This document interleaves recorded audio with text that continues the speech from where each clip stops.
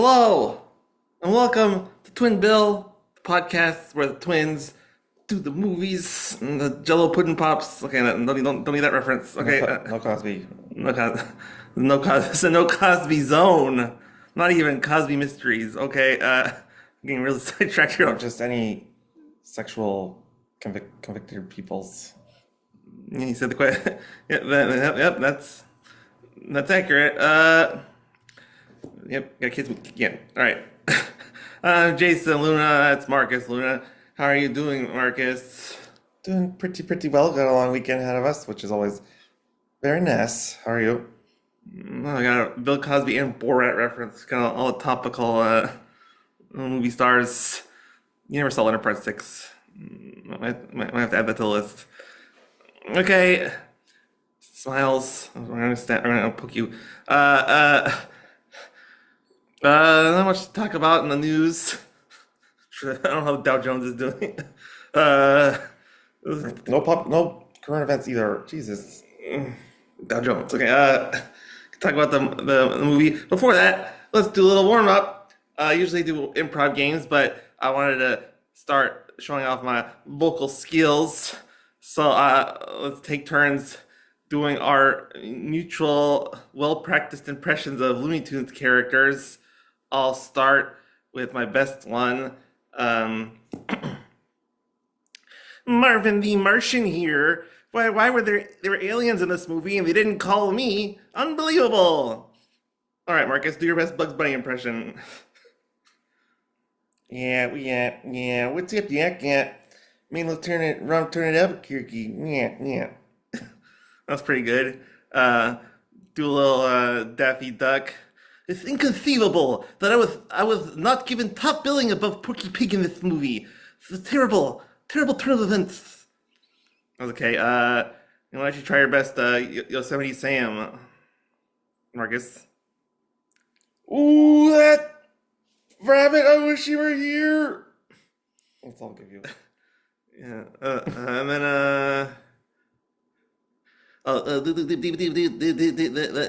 that's all, folks. That was okay. Okay, we're doing Looney Tunes impressions A to boost my soon to be illustrious voice acting career. Jason Luna, look me up, hire me. Thank you. But also because we're talking about a Looney Tunes movie. It's in the title. Yeah. The Day the Earth Blew Up. Before we get into the review, let's talk about the things. I thought it was interesting. This movie is directed by Pete Browngardt, who is actually currently the creative head of the Looney Tunes division entirely. So he has a lot invested in the perception of this film going forward. He's the James Gunn of Looney Tunes. Directs movies and runs the show. Very apt. And there's some correlation there between a Marvel movie and this. I made a passing reference that because we're talking about Fantastic Four, that this movie is ish because they're both about the potential end of the world, like a lot of highbrow science fiction type films. Cast is a lot more of a voice acting than obviously most of the movies we see. Most movies we see are not cartoons. Yeah. So I got Eric Bauza playing both Daffy Duck and Porky Pig, taking up the entire top billing all by himself. Yeah. And did a very good job of how do you value someone who recreates something you remember from the past or your childhood or whatever? Uh, so it's kind of I don't know. It's gotta be tough for him because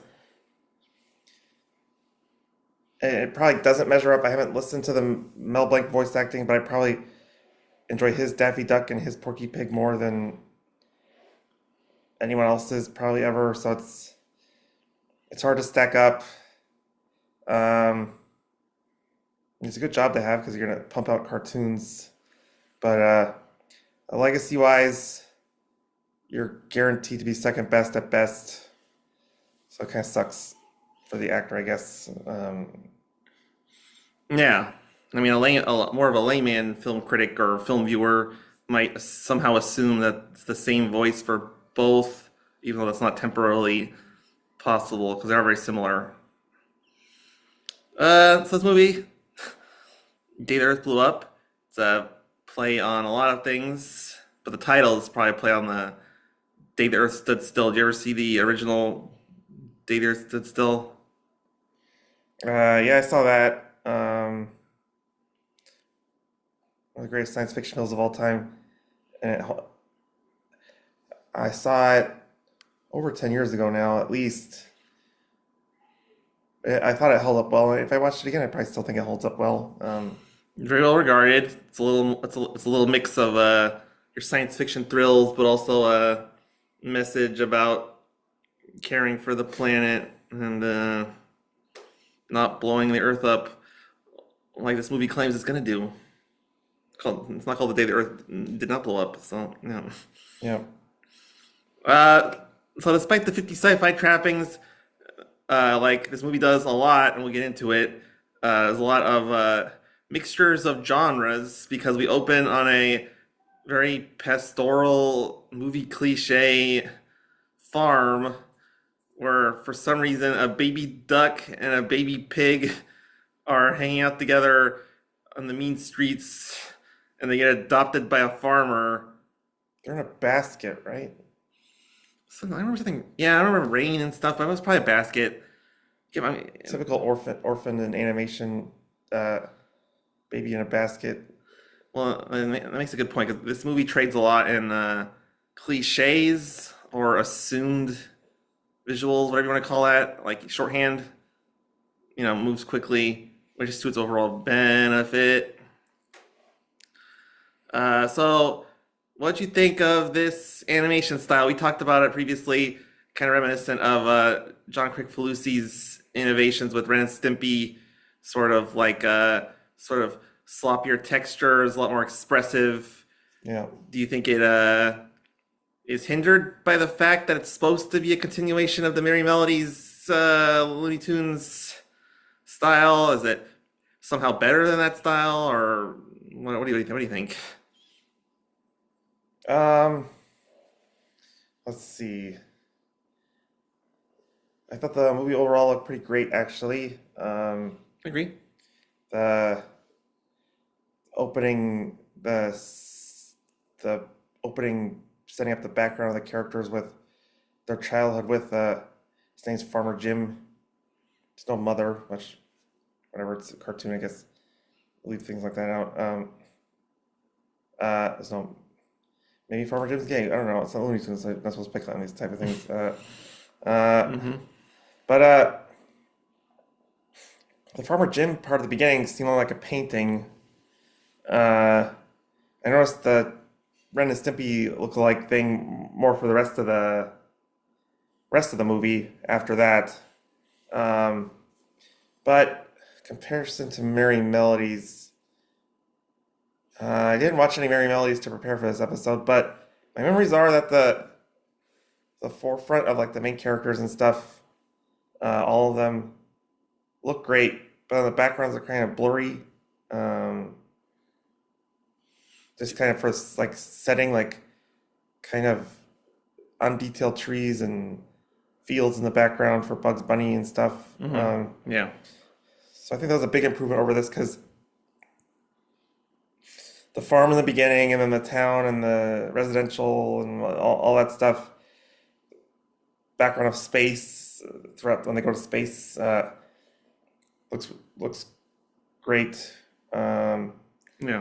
But it is, if you're a Looney Tunes purist, which sounds like you'd be annoying to talk to, I think you'd be kind of dismayed, I guess, because it doesn't really remind you of Merry Melodies except for the Daffy Duck, Porky Pig, and Petunia Pig. Yeah, I'm not Looney Tunes. I mean, I like Looney Tunes a lot. I think it's very, some of the most inventive artwork out this side of Disney. But the only thing that's really missing, I guess, is sort of the theatrical importance per se. This movie has a certain side video sequel vibe to it, which might get into later. The fact that it's only Daffy Duck and Porky Pig and not the whole Looney Tunes gang felt like the scope was a little different. Yeah. So I mean, that's not insult per se, but it's just disheartening as a fan because I would love to see a good giant Looney Tunes movie. We've only had Space Jam and Looney Tunes back in action, and those are both flawed movies for different reasons I'm not going to get into now. Space Jam 2 as well. Oh my gosh. The LeBron James one was just, yeah. Moving on. All right. So yeah, the plot in this movie is very fast and loose. So I took notes, but a lot of times if I look down and take notes, I'd be like, "Oh, this doesn't make any sense." um, so you might have to explain things to me, Marcus. For example, they grow up in the farmhouse. What happens to Farmer Jim? He Because he's he gone. kind Sorry, go ahead. he asked me a question. He kind of is kind of like an art film. 'Cause I feel like I've seen films where characters quote unquote die in art films, where they just kind of fade away.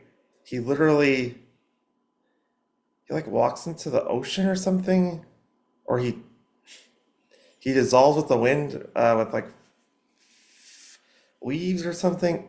And he says, as long as you guys stick together, you'll be okay, which is a recurring motif, or the ghost of Farmer Jim says that a couple times.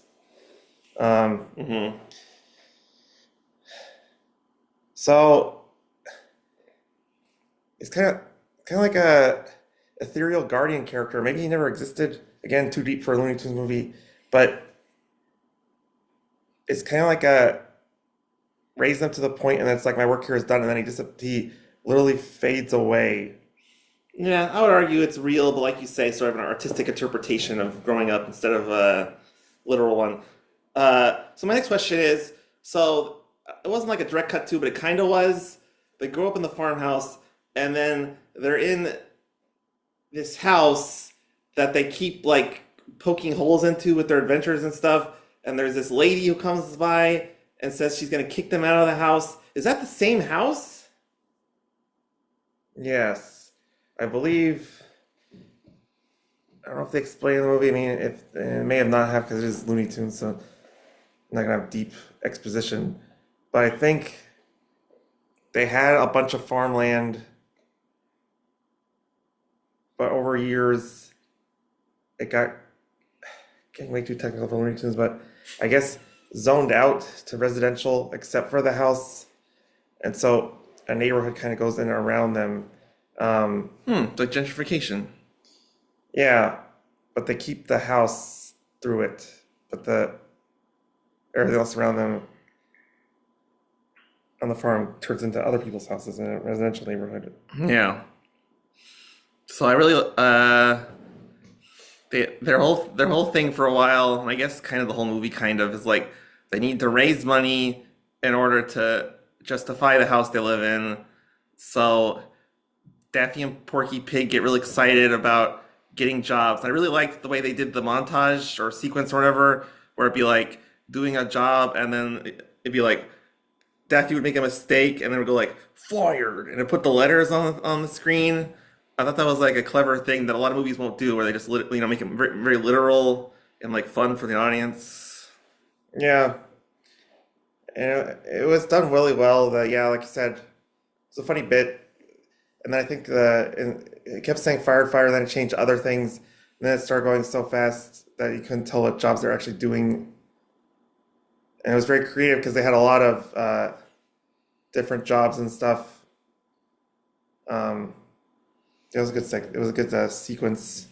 Yeah, and it elevated Daffy Duck's character from wacky cartoon character to sort of like uh,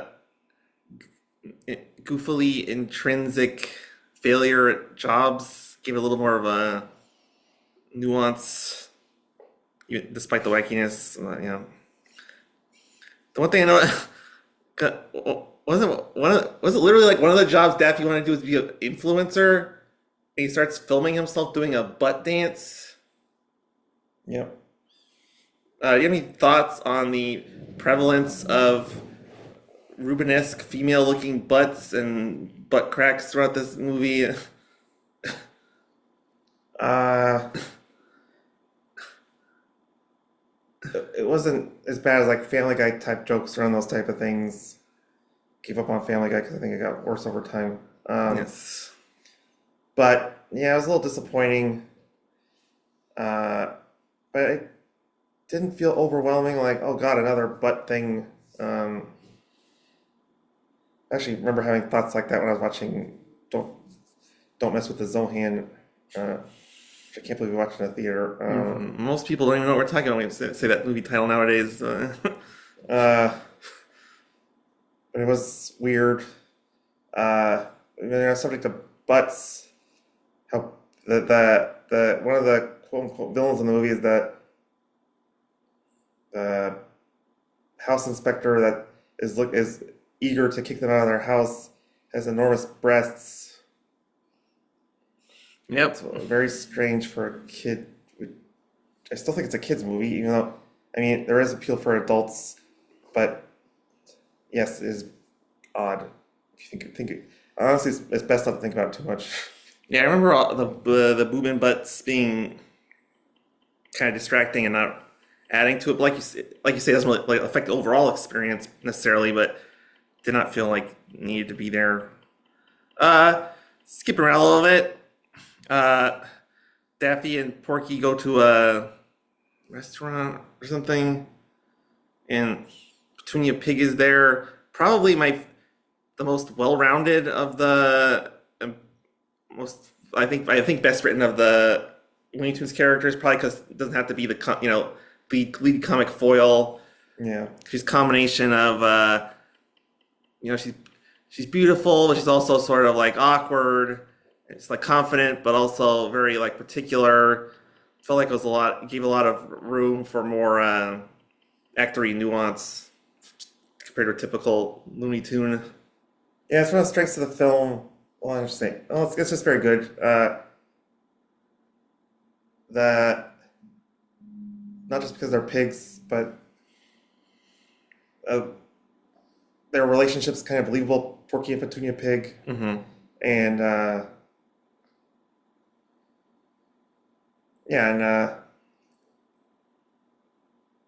was gonna say something. I lost my track of thought. Is I'll add something later on. This maybe at the end or something. Is their relationship and how they interacted was very very good overall, and the relationship built well throughout the film. So I think that's trying to get at. Yeah. Eh. I don't know. I just liked it. It was kind of complex. Petunia's point of view on, I guess not. It's not complex, but whatever. Her point of view on flavor is very weird. That she appreciates flavors that are bold and original more than flavors that are traditionally good. So she likes things like what was she chewing on? Well, she has the rotten egg one that's critical to the plot. There's something about not like grass or dirt or something. There's multiples. So it's she makes ones that's so hot. I think that it causes Porky's head to catch on fire or something. Yeah, but I did like. Yeah, I did. I guess what I found funnier was less that she liked gross flavors and strong flavors, that she was dismissive of the traditionally good flavors. Which was actually sneaky good for why she doesn't succumb. She doesn't like the very popular gum, which allows her to be part of the hero, be the one of the heroes throughout in the film. Yeah, you get that in a second, I guess.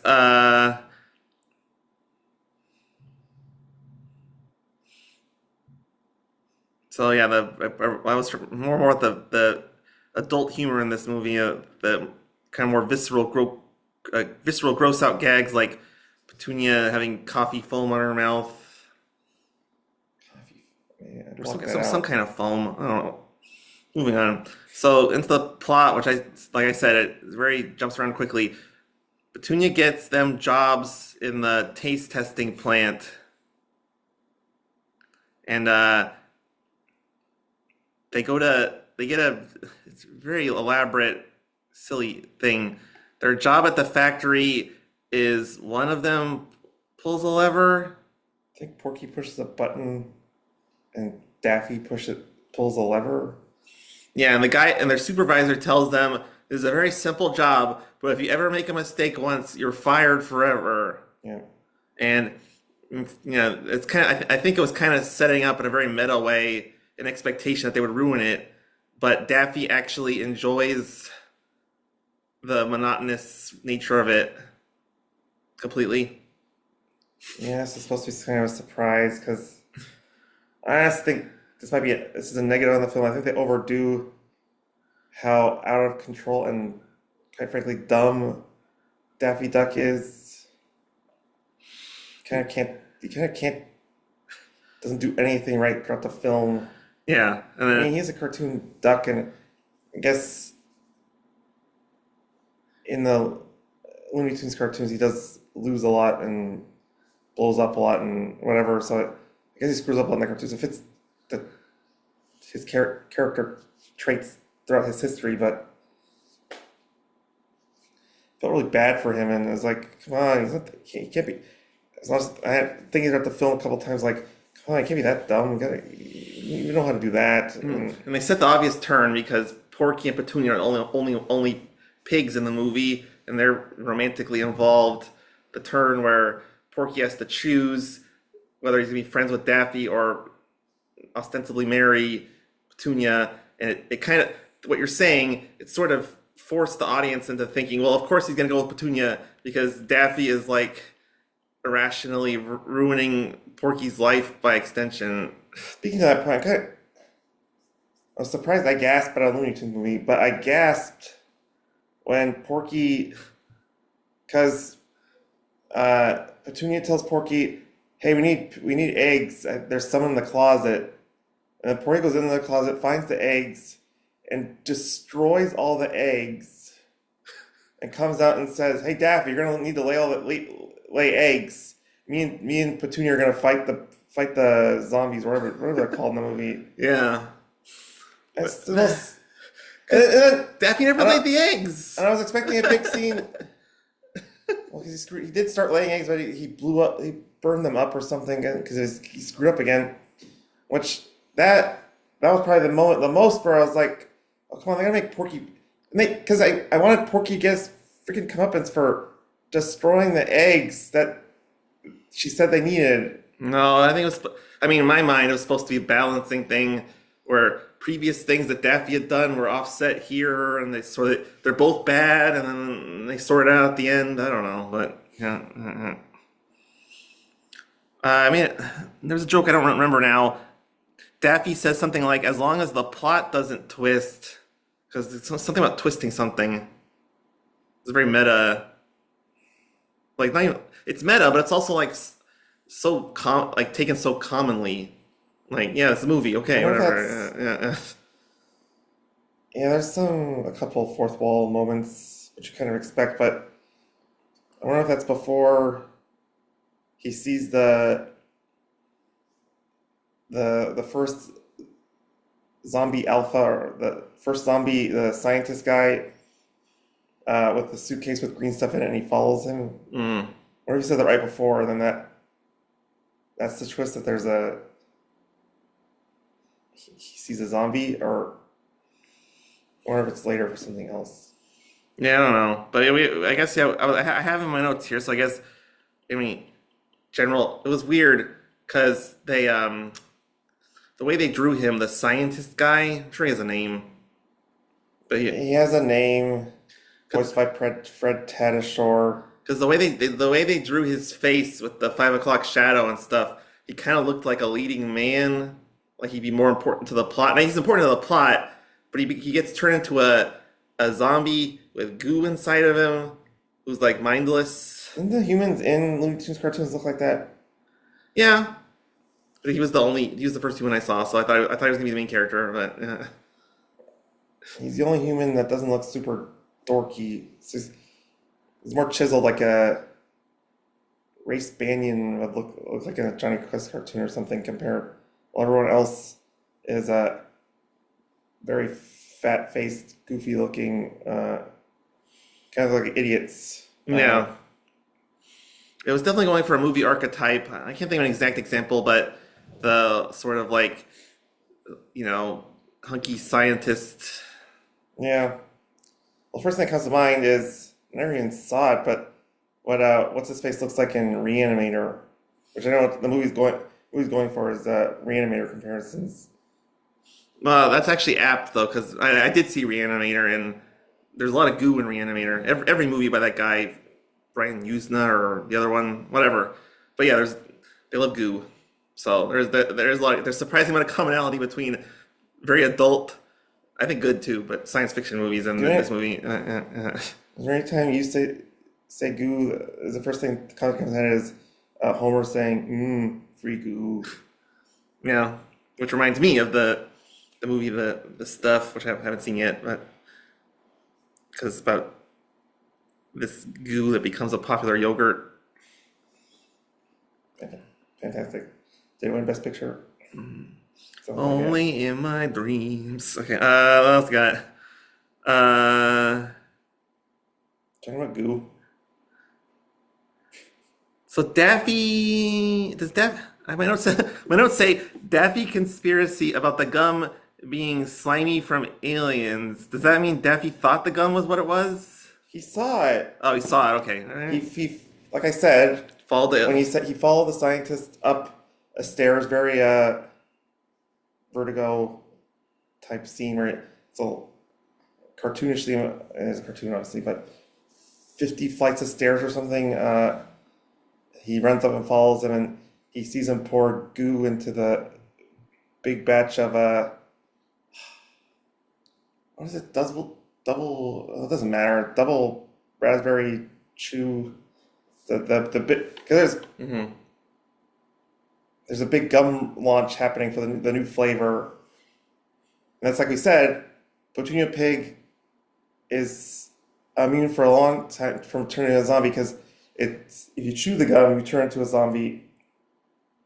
And almost everyone on Earth chews on the gum because it's so popular, but Petunia Pig refuses because she likes her flavors. Yeah. So yeah. So see that setup should have been done better, which is where Daffy is this wacky guy, and he solves the alien thing early, and no one believes him, and then he straightens up and convinces someone. I mean, not I don't know. I mean that might be hackneyed, but that would make sense based on the circumstances. Instead, Daffy just sort of be Daffy. One thing Looney Tunes cartoons never had is patience. I mean, it's a feature film, so you have more room for patience, like a build where Daffy Duck is the only one seeing zombies for, I don't know, 30, 40 minutes or maybe even a little less than that. But Looney Tunes is fast acting, so Yeah.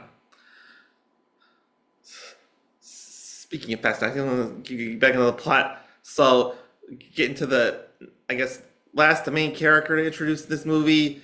The mastermind of the plot is not the scientist with the goo inside him. It's the guy who gave him the goo. It's an alien. I don't remember his name. He's got I think literally Wikipedia calls him the invader. he's got a weird look. I wrote down he looks like if the creature from the Black Lagoon had none of those scale wrinkle things. It's a deep cut, but there's a meme of a bat boy looking kid screaming in a mirror or something. He's literally Batboy from the Weekly World News. That might be it. He kind of looks like Bat Boy. Okay. And then played by Peter McNichol, the star of Baby Geniuses 1 and nothing else. Dot He dot was dot. Ghostbusters 2, Ellen McBeal. also Renfield in Dracula Dead and Loving It, the Leslie Nielsen, Mel Brooks vampire. Probably my favorite character from that movie. I don't know about that. The movie's weird. Like a lot of Bill. Probably like Leslie Nielsen's Dracula more, but moving on. Yeah. Even Steven Weber is pretty good in that movie. Uh,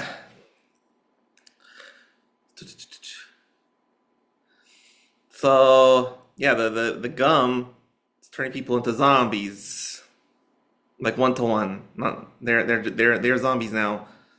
So you brought up that movie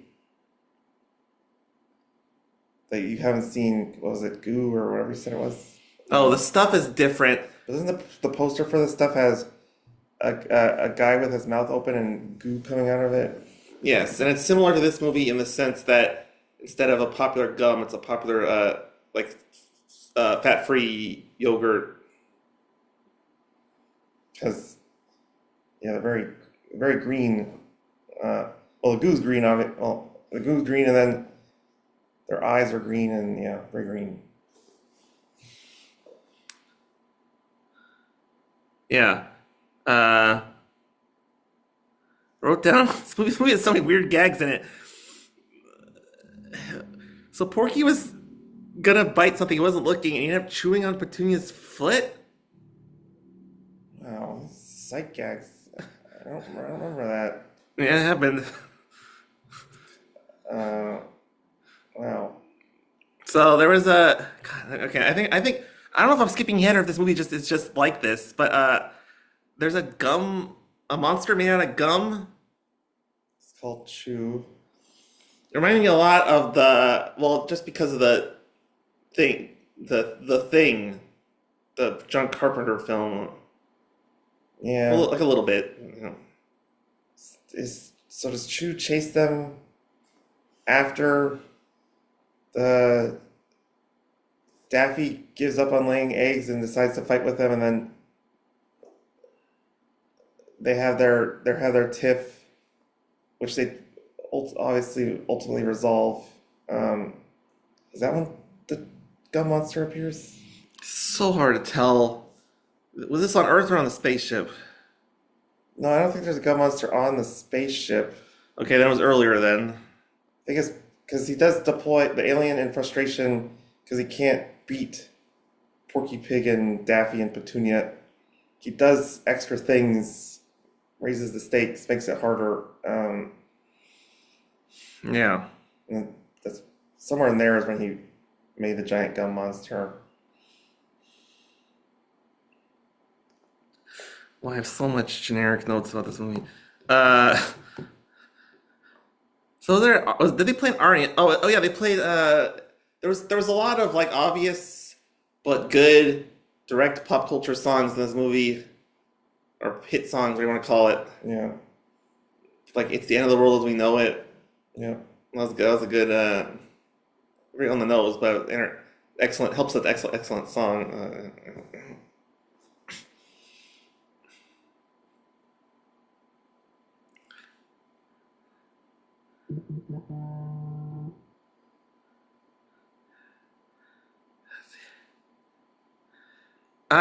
Feel free to add anything if I'm missing it, but they confront they confront the alien on his spaceship. They get captured, right? Yeah. Okay. Uh, they get put in a cell with red beams.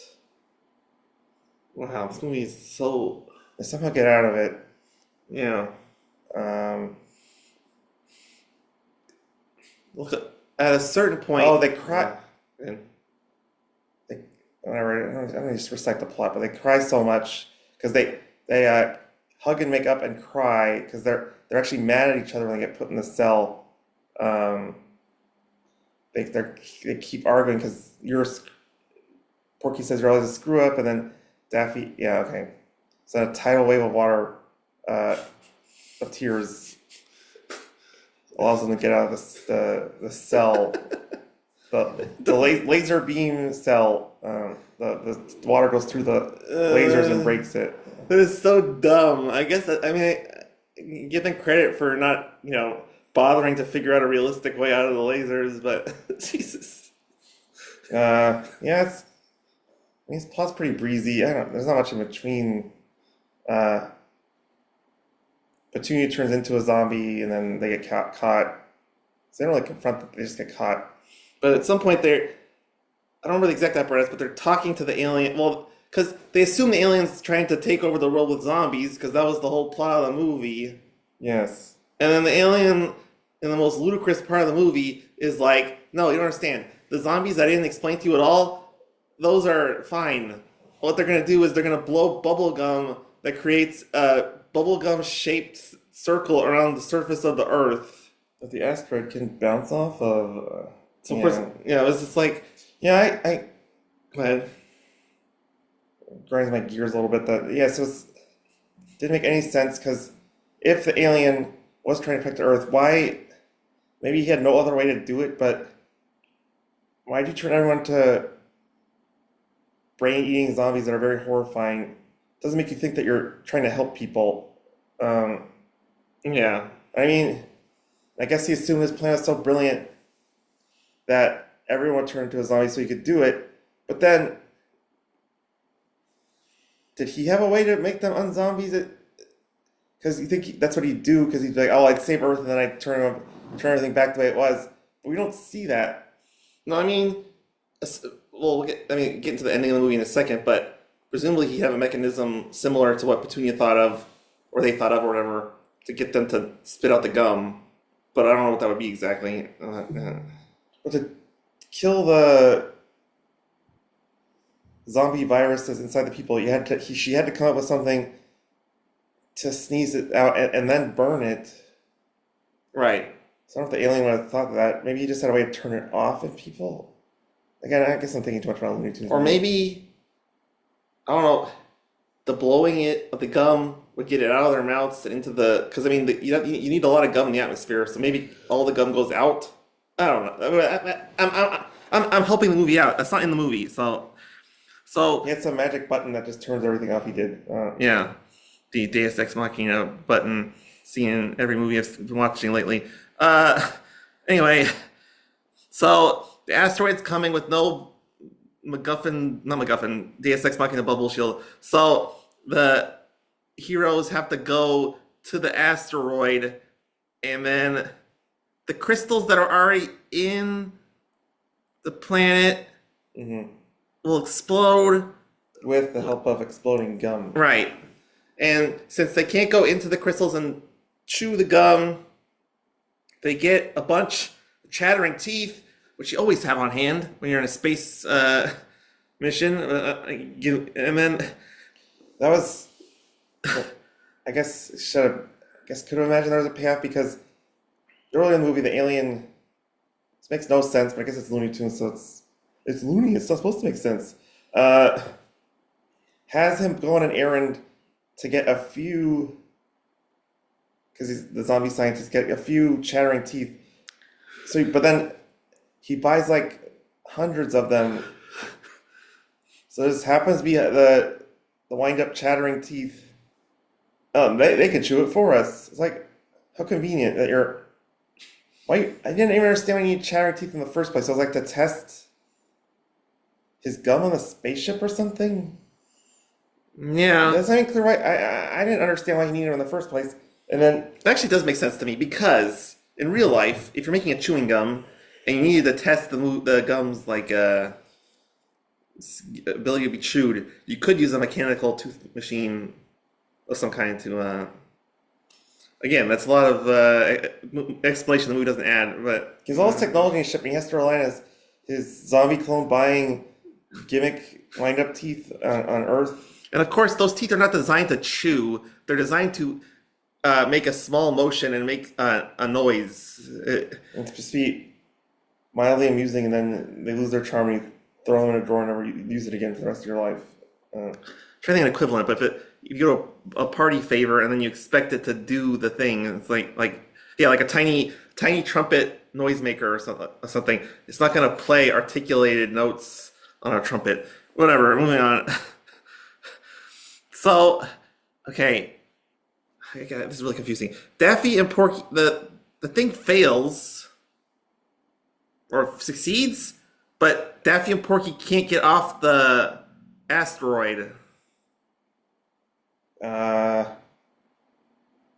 No, they can't because, well, for one thing, it's taking too long because all the teeth fall over. So Which is realistic, at least. Yeah. Daffy jumps down to the chasm where this is happening, and he hits them all with hammers,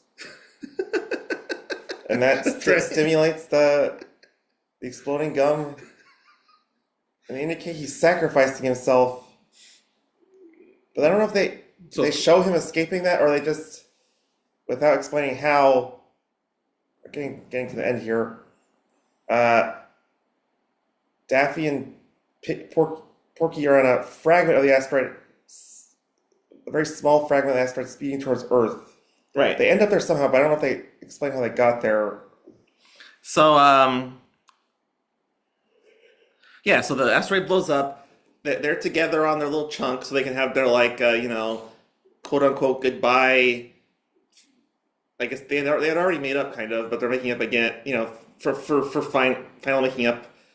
And then they go into the Earth's atmosphere, and you assume they're gonna just burn up, and they just like kind of don't. The movie skipped that really quickly. Maybe they came out of the water or something, but it was very it was intentionally made unclear. Water. I thought they landed in the town. No, you're right. You're right. But the point was they didn't want to go into like how they survived into the atmosphere and the science of the asteroid or something like. Yeah, they're Looney Tunes, so they can survive anything. Um, yeah, I don't know. You do know going into it, it's a grain of salt with Looney Tunes. You kind of, Yeah. It's not wor yeah, yeah. So we're wrapping up here. The alien comes to Earth, and I don't want to. I almost don't want to ruin their joke by asking this question, but was it that he was already obsessed with boba, or he discovered it when he landed? he knew about it and really wanted it on the spaceship. That's why is that why he said he was interested in Earth? But he knew about it. It wasn't like, oh my God, what's that? I want to try it. He said that's the greatest thing I've ever seen. I want, or that's my favorite thing. I want it. So I guess how does an alien know about boba? I don't. It was something about he drank. I haven't, he drank it, and then he's like, it's even better than I expected. So he had somehow hypostulated it from afar. I don't know. And there was an asteroid gum. Asteroid gum. I wrote very funny next to it too. It was a great joke if I can't remember what was going on.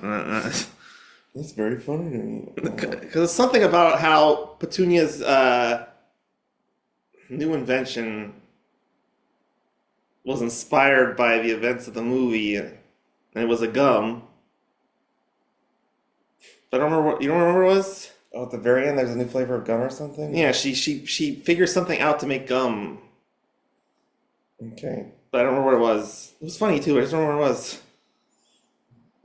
Hilarious. Yeah, she was always making weird flavors to gum, so I guess theological. Telling this movie that I miss large buttons because it's just so frantic in its pace. And then there was I literally have written here Stinger leaves opening for a sequel in a loose meta way. Was it just because they put a title up at the end or something? Well, because the premise of why they had to get a job was because they're going to lose their house because they have a hole in their roof that they can't pay for. But their house gets blown up by all the space stuff. And they find out that Farmer Jim in their portrait, a picture of the three of them or something, had an insurance policy for like a millions and millions of dollars or something. So they build a mega mansion, and I guess they're all living there, or at least Petunia the alien and the scientist are visiting Porky and Daffy, Right. and the inspector faints how nice of a house it is. That was the stinger. Uh, I mean, is that maybe sequel bait because the alien's still there? I don't know. No, there was something else, but maybe I was wrong. But shit, I can't really explain. I didn't write my notes, but whatever. Okay. I guess get into the wrap up of this because it's very weird. So I just want to say, me and Marcus were critiquing a lot of the logic of this movie, and that's valid. But a lot of the enjoyment of this movie is just sort of like, kind of like watching a stand-up comedy show or some other kind of direct comedic presentation. Just a lot of very silly, but often sort of clever and deeper than you get it credit for montage of gags.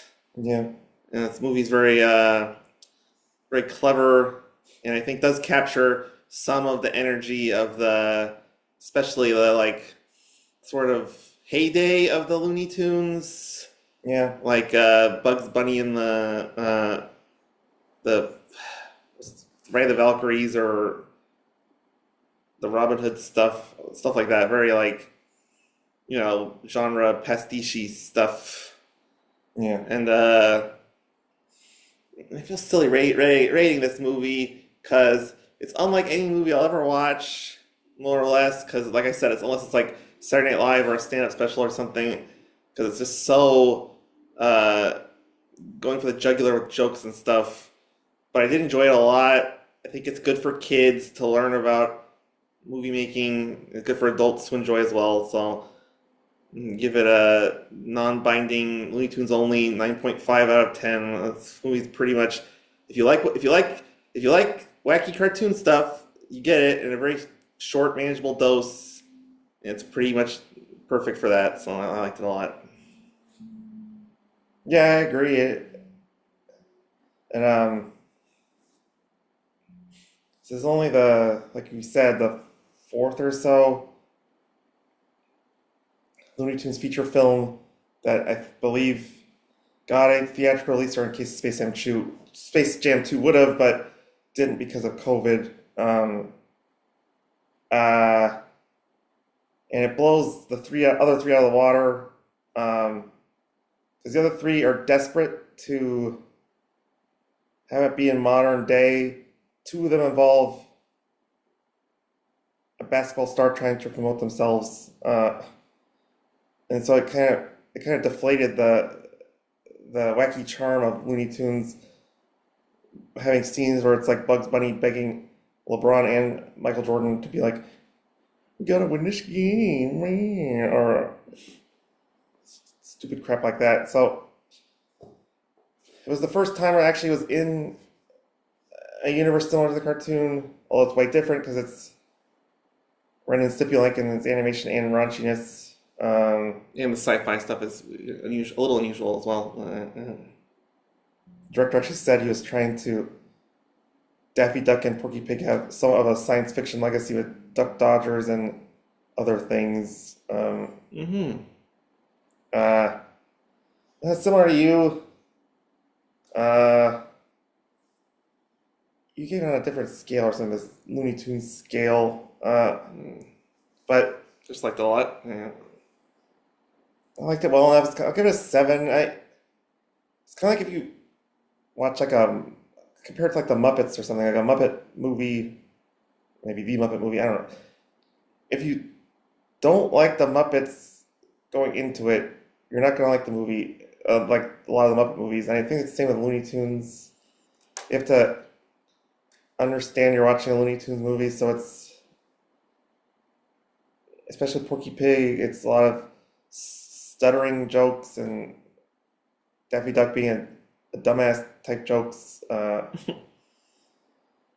So it's nothing mind blowing, but it's solid.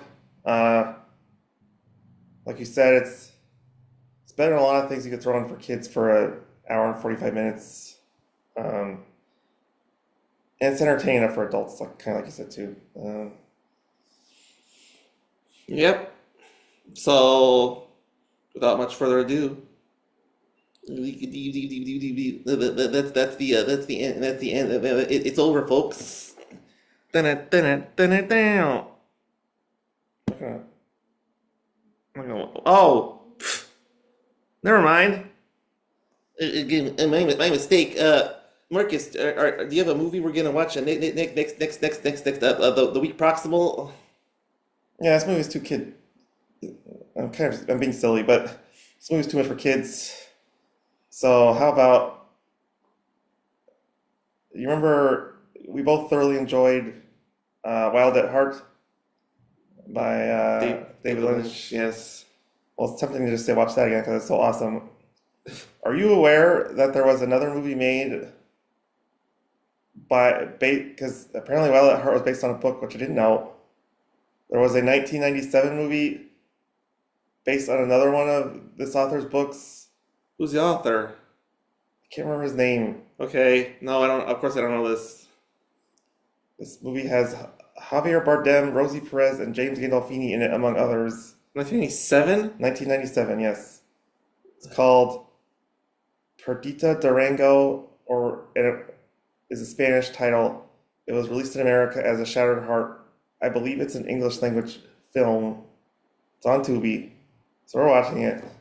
We're watching a movie related to Wild at Heart that was not nearly as successful or popular. Wow.